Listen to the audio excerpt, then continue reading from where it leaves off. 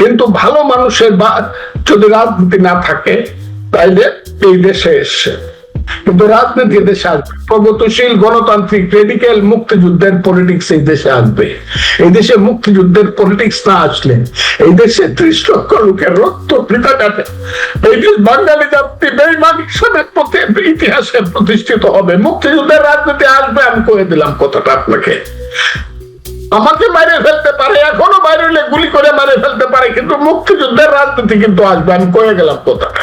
তো আমি মনে করি প্রিন্সিপাল কন্ট্রাডিকশন হইলো এই দেশে যে 71 সনে মুক্তিযুদ্ধ হয়েছিল সেটা সঠিক ছিল কি বেঠিক ছিল, এই ফাইটটা জামাত করতে চায় এবং তারা ওই যে জঙ্গিবাদীরা হিজবুত তাহরিরা করতে চায়, এবং এই কারণেই তারা 5ই আগস্ট ঘটাইছে। যদি তারা গণতন্ত্রের জন্য 5ই আগস্ট ঘটাইতো ভোটের জন্য, তাহলে 3 মাসের মধ্যে তারা ইলেকশন দিয়ে দিত। বছর যাবৎ ক্ষমতায় থাকেও যখন বলে আমরা কি ইলেকশন করার জন্য ক্ষমতায় আসছি, আমরা তো এই দেশকে পরিবর্তন করার, কোন পরিবর্তন, আমরা এই দেশকে আফগানিস্তান করতে, তারা ক্লিয়ার স্লোগান দেয়। কাজে তাদেরকে জিজ্ঞাসা করতে হবে তোমরা কি প্রধান কন্ট্রাডিকশন কি 71 নিয়ে নাকি প্রধান কন্ট্রাডিকশন ইলেকশন নিয়ে?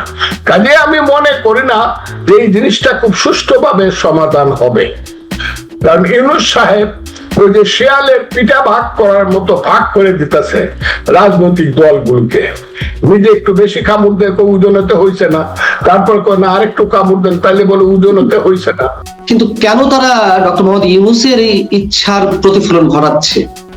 আমি আপনাকে বলি, করাচ্ছে এই কারণে তারা মনে করতেছে যে ইউনূস সাহেবকে কোনোভাবে কনভিন্স করে সরকারের পক্ষে থেকে, যেহেতু ইউনূস সাহেব 15 ঘন্টা বিমানে উড়ে গিয়ে আমাদের নেতা জনাব তারেক রহমানের সাথে একটা কন্ডিশন করছে ফেব্রুয়ারির প্রথম সপ্তাহে 26 সনে ভোট দিবে, এই বিশ্বাসটা বিএনপি এখনো রক্ষা করতে চাচ্ছে এবং এই বিশ্বাসের মধ্যে বিএনপি আছে।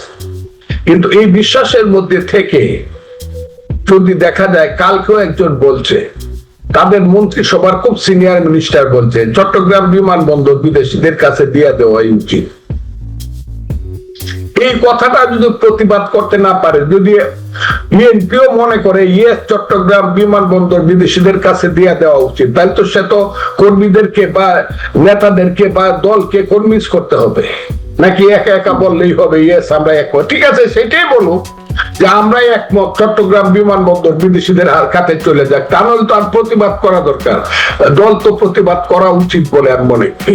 এগুলো তো বেসিক পলিটিক্স, এগুলো তো politics of existence of my country, আমার দেশের অস্তিত্বের প্রশ্ন এখানে। তারা কেন জিজ্ঞাসা করবে না সেন্ট মার্টিন দ্বীপ কি আমার দেশের ভিতরে আছে না বাহিরে চলে গেছে?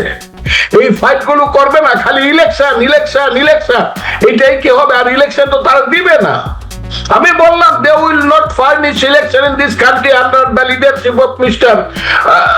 অধ্যাপক মোহাম্মদ ইউনূস। হবে না এই দেশে। আমি 61 বছরের আমার অভিজ্ঞতা দিয়া কইতাছি, এই দেশে ইলেকশন ইউনূস সাহেবের অধীনে হবে না। যে 71 সনের যুদ্ধ বিরোধীরা এই দেশটাকে সমস্ত কিছু বিনা নির্বাচনে গ্রাস করে ফেলবে, এবং বিএনপি মনে করতেছে এতেই বুঝে একটা ইলেকশন হইলে আমাদের খুব লাভ হয়ে যাবে।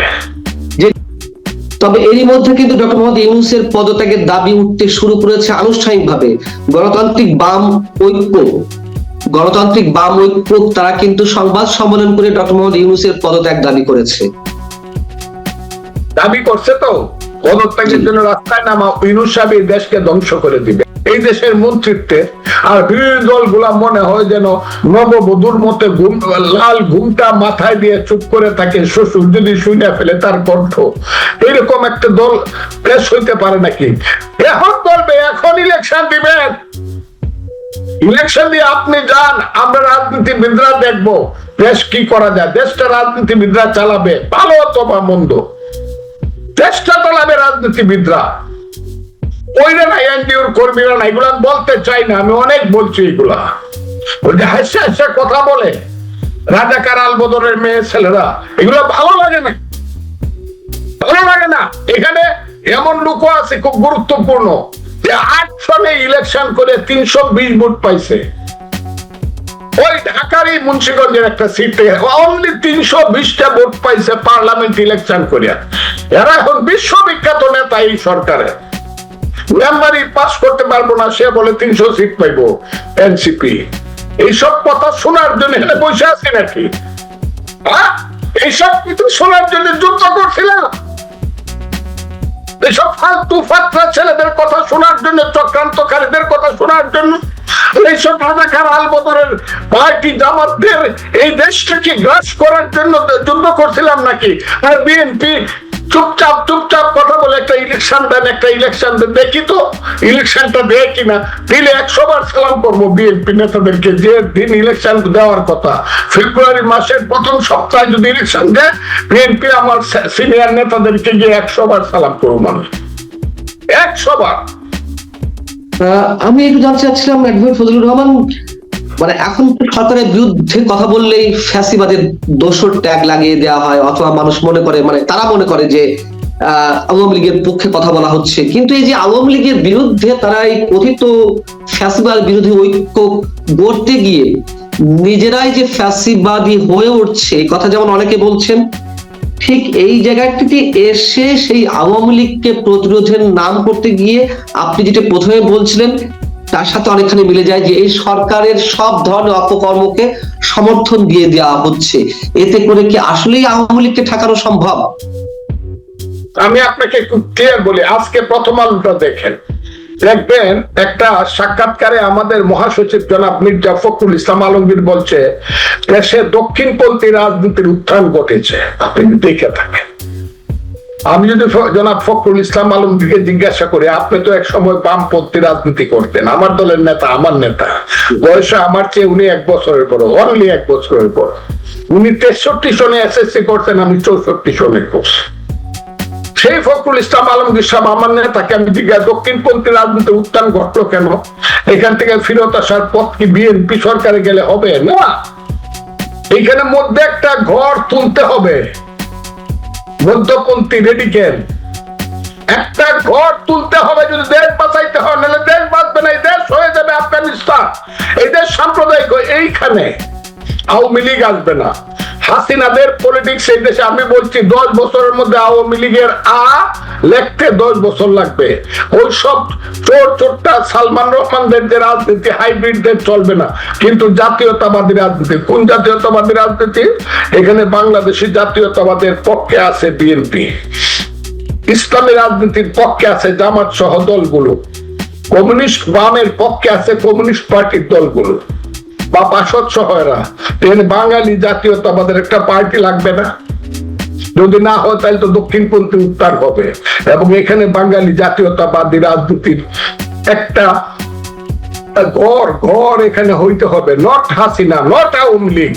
এটা যারা বলে আমি নো, তা না হলে এদের জামাত নিয়ে এই দেশ সাম্প্রদায়িক শক্তি নিয়ে যাবে। ওই যে ওইটাকে সবাই মিলে ওইটা বাদ দাও, ওইটা বাদ দাও।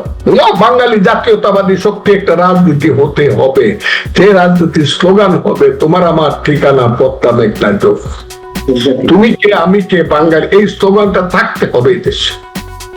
যদি জোর করে আটকানো হয় তাহলে এই দেশ সাম্প্রদায়িক শক্তির হাতে চলে যাবে। এটা বিএনপি যদি মনে করে আমরা থাকলে থাকবো, না হলে যাক রাজাকাররা, তাইলে আমার কোনো কথা নাই। কিন্তু যদি মনে করে আমরা থাকবো আর আমরা না থাকলে আরেকটা জাতীয়তাবাদী শক্তি, ভালো শক্তি নয়, হাসিনার আন্ডারে 15 বছরের যে শক্তি, সেটা আমি বলছি না, একটা ভালো শক্তি থাকবে, তাহলে বাঙালি জাতীয়তাবাদী রাজনীতি যার স্লোগান হবে তোমার আমার ঠিকানা পদ্মা মেঘনা যমুনা, তুমি কে আমি কে বাঙালি, বাঙালি স্লোগানটা থাকবে। না হলে এখানে দক্ষিণপন্থী রাজনীতির উত্থান ঘটবেই জনাব ফখরুল ইসলাম আলমগীর। ধরে নিতে পারি যে আওয়ামী লীগ ঠেকানোর নামে প্রকারান্তরে সাম্প্রদায়িক শক্তির উত্থানই ঘটছে। যারা বলতেছে যে আওয়ামী লীগ যাতে কোনোদিনই না আসতে পারে, ঠিক আছে, কিন্তু অন্য কোনো কিছু হইতে পারবে না, তাইলে আসবে রাজাকাররা, এই কথাটা বলে দিলাম। এবং বিএনপিতে যারা ওই যে কথা বলে না, যারা মুক্তিযোদ্ধা আছে, বীরুত্তম বীর বিক্রমরা, এদেরকে বলবো এই তোরা তওবা কর, কেন তোরা অস্ত্র নিয়ে যুদ্ধ করছিলে। এই দিনটা কিন্তু আসবে, আমি বলে দিলাম, এবং আসতেছে। যদি এখানে রাজনীতিতে বাঙালি জাতীয়তাবাদী শক্তি, আমি আবারও বলছি, no Hasina, no hybrid, no স্বৈরাচার, নো ফ্যাসিস্ট, কিন্তু ভালো মানুষের যদি রাজনীতি না থাকে, তাইলে এই দেশে এসছে, কিন্তু রাজনীতি দেশে আসবে, প্রগতিশীল গণতান্ত্রিক রেডিক্যাল মুক্তিযুদ্ধের পলিটিক্স এই দেশে আসবে। এই দেশে মুক্তিযুদ্ধের পলিটিক্স না আসলে এই দেশে 30 লক্ষ লোকের রক্ত বৃথা যাবে। এই দেশ বাঙালি জাতি বেঈমানির সাথে ইতিহাসে প্রতিষ্ঠিত হবে। মুক্তিযুদ্ধের রাজনীতি আসবে, আমি কয়ে দিলাম কথাটা আপনাকে। আমাকে বাইরে ফেলতে পারে, এখনো বাইরে হলে গুলি করে মারে ফেলতে পারে, কিন্তু মুক্তিযুদ্ধের রাজনীতি কিন্তু আসবে, আমি কয়ে গেলাম কথাটা। সেই রাজনীতি খুব দ্রুত আসবে, সময়ের বাইরে কোনো কিছুই হয় না, সময়ের ভিতরেই আসবে।